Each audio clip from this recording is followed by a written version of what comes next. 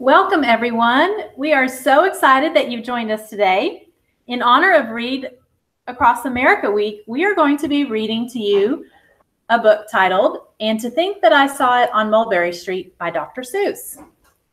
I am Jenny Long, and I'm going to be sharing some facts about Dr. Seuss with you here in just a minute. Celie Clark is also going to be reading the story to you. And then Jennifer Prince is going to close us out this afternoon by telling you all about a fun contest that your class can participate in. So stay tuned. We hope that you will enjoy the story. All right, fact number 1. Dr. Seuss's real name was Theodore Seuss Geisel. He was born on March 2nd, 1904 in Springfield, Massachusetts. Fact number 2. At the age of 18, Dr. Seuss went to Dartmouth College in New Hampshire. Fact number 3. Before writing children's books, Dr. Seuss wrote advertisements for General Electric, Standard Oil, NBC, and other companies. Fact number 4. Dr. Seuss has written and illustrated 44 children's books. His children's books have been translated in over 15 different languages. Fact number 5. Dr. Seuss wasn't really a doctor. He used doctor as part of his name because his father always wanted him to be a doctor. But Dr. Seuss was given an honorary doctorate degree from Dartmouth College. Fact number 6. He has won 2 Academy Awards, 2 Emmy Awards, a Peabody Award, and a Pulitzer Prize. Fact number 7. Dr. Seuss died on September 24th, 1991. Fact number 8. Dr. Seuss's first book was "And to Think That I Saw It on Mulberry Street." It was published in 1937. The book was turned down 27 different times by publishing companies. All right, those are our interesting facts about Dr. Seuss. And in honor of his first book, "And to Think That I Saw It on Mulberry Street," we are going to read that to you today. So I'm going to pass it off to Celie, and she is going to read you this story. All right. So the name of the book is "And to Think That I Saw It on Mulberry Street" by Dr. Seuss. And like Jenny said, this was his very first book to publish, and it took him multiple times to get it published. So it's a good story of trying hard and never quitting and making sure that we keep trying for something that we believe in.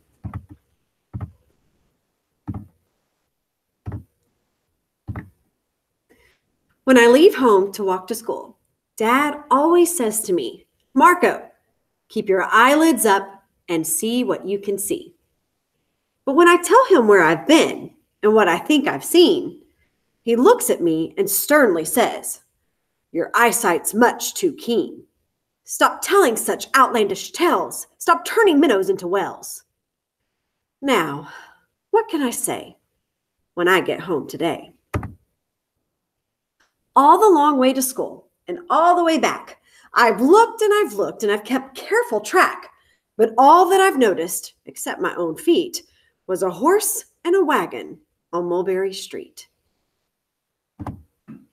That's nothing to tell of. That won't do, of course. Just a broken down wagon that's drawn by a horse? That can't be my story. That's only a start. I'll say that a zebra was pulling that cart. And that is a story that no one can beat when I say that I saw it on Mulberry Street. Yes, the zebra is fine, but I think it's a shame. Such a marvelous beast with a cart so tame. The story would really be better to hear if the driver I saw were a charioteer. A gold and blue chariot something to meet, rumbling like thunder down Mulberry Street.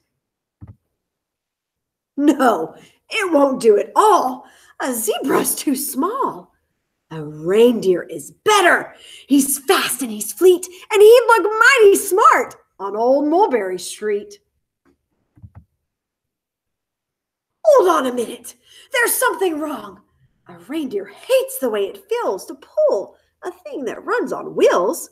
He'd be much happier instead if he could pull a fancy sled. A reindeer and sleigh? Say, anyone could think of that. Jack or Fred or Joe or Nate. Say, even Jane could think of that. But it isn't too late to make one little change. A sleigh and an elephant! There's something strange. I'll pick one with plenty of power and size. A blue one with plenty of fun in his eyes. And then, just to give him a little more tone, have a Rajah with rubies perched high on a throne. Say, that makes a story that no one can beat when I say that I saw it on Mulberry Street. But now, I don't know. It just doesn't seem right. An elephant pulling a thing that's so light? It would whip around in the air like a kite. But he'd look simply grand with a great big brass band. And a band that's so good should have someone to hear it. But it's going so fast that it's hard to keep near it. I'll put it on a trailer. I know they won't mind if a man sits and listens while hitched on behind. But now, is it fair? Is it fair what I've done? I'll bet those wagons weigh more than a ton. That's really too heavy a load for one beast. I'll give him some helpers. He needs two, at least. But now, what worries me is this. Mulberry Street runs into bliss. Unless there's something I can fix up, there will be an awful traffic mix-up. Oh, it takes police to do the trick. To guide them through where traffic's thick, it takes police to do the trick. They'll never crash now. They'll race at top speed with Sergeant Mulvaney himself in the lead. The mayor is there, and he thinks it is grand. He raises his hat as they dash by the stand. The mayor is there, and the aldermen too, all waving big banners of red, white, and blue. And that is a story that no one can beat when I say that I saw it on Mulberry Street.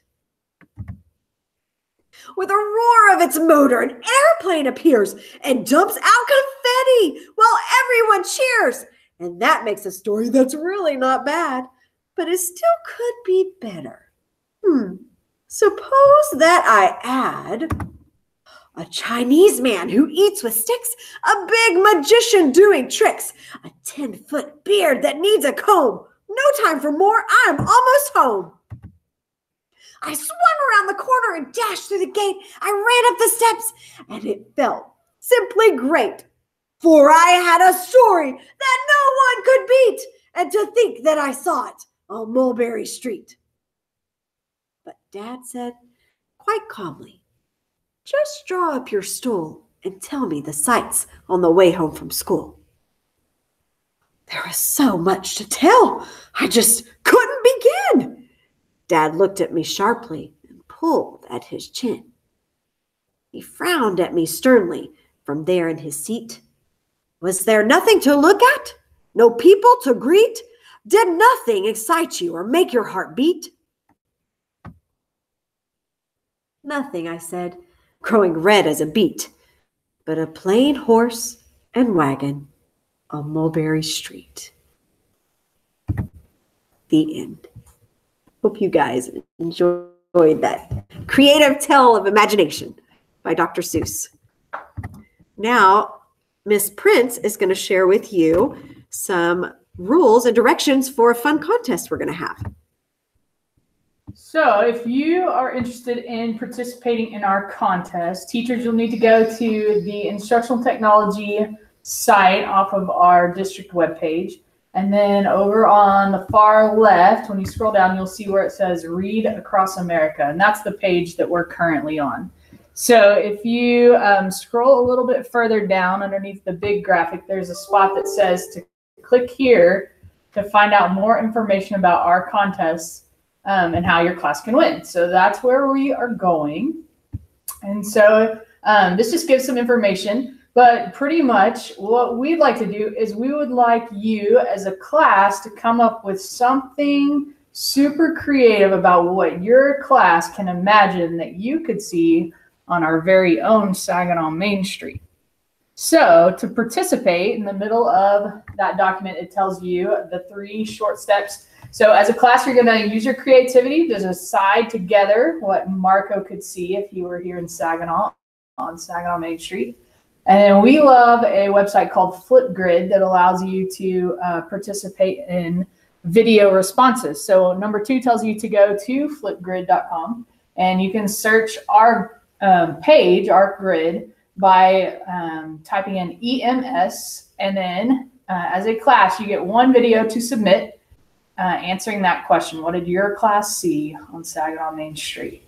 And so you only have about 90 seconds to explain, but you can be just as detailed as Dr. Seuss was in his creativity on what Marco was able to see when he was on Mulberry Street. And then the last thing you'll do is you'll make sure that that you post your video, and you'll want to make sure that also you include the teacher's name so we know where you guys are and how to contact you, because this is a competition. So we're going to have a few city council members from Saginaw get to view those, and they're going to pick their top 3 based on creativity. And we will announce those winners on Wednesday, March 7th. So you have a little while, a little over a week. But we will announce those, and then the top 3 classes will win a prize. So if you have any questions, we put our contact information down there. You are more than welcome to ask questions. But we would love to get as many to participate as possible. And then the cool thing about Flipgrid is you can also go view other classes' videos as well. So you can go back and look at those and check out other people's ideas. All right, so we're really grateful that you guys joined us, and we can't wait to see your participation in our contest as well.